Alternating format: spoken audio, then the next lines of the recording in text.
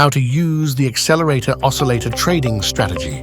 Today, we will show you how to use the Accelerator Oscillator AO strategy for quick trades starting at 5 seconds.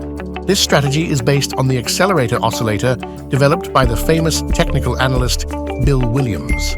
The AO helps identify changes in price momentum and potential trend reversals. It consists of a histogram with red and green bars that show acceleration, green bars, or deceleration, red bars, of the market movement.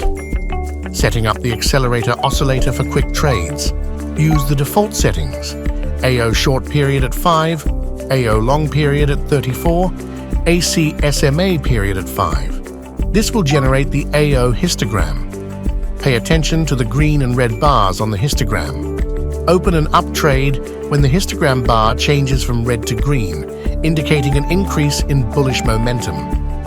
Open a down trade when the histogram bar changes from green to red, indicating an increase in bearish momentum. Combine Accelerator Oscillator signals with other indicators such as RSI or MACD to improve accuracy.